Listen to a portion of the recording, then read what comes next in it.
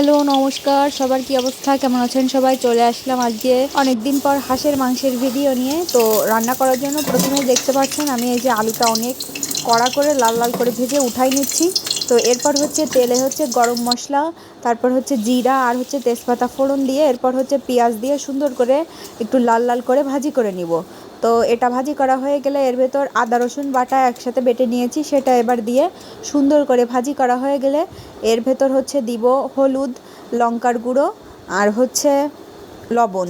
তো আমি বরাবরের মতোই ঝালটা অনেক বেশি করে দেই, এবারও দিয়েছি, অনেকটাই দিয়েছি, পরে আবারও কিছুটা দিয়েছিলাম। তারপর হচ্ছে মশলাটা কিছুটা ভাজা ভাজা হয়ে আসলে এর ভেতর জল দিয়ে সুন্দর করে একটু কষিয়ে নিব। তারপরে মশলা থেকে তেল ভেসে উঠে আসলে এরপর এই যে কুটে রাখা যে মাংসটা, হাঁসের মাংসটা, সেটা দিয়ে ভালো করে মশলার সঙ্গে মিশিয়ে হচ্ছে ভালো করে ঢেকে ঢেকে সুন্দর করে কষিয়ে নিব।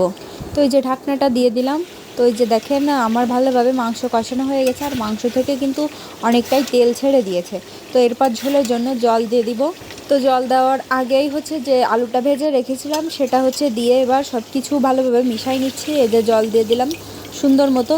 তো এভাবে রান্না করতে কে কে পছন্দ করেন অবশ্যই কিন্তু কমেন্ট করে জানাবেন। আমি কিন্তু অনেক দিন পর আজকে হাঁসের মাংস রান্নার ভিডিও দিলাম, কেমন লাগলো আমার রান্নাটা সেটাও কিন্তু কমেন্ট করে বলবেন। তো আমার রান্না প্রায় শেষের দিকে, এখন হচ্ছে গরম মশলা দিয়ে নামিয়ে নিলেই রেডি। তো সবাই ভালো থাকবেন, টাটা।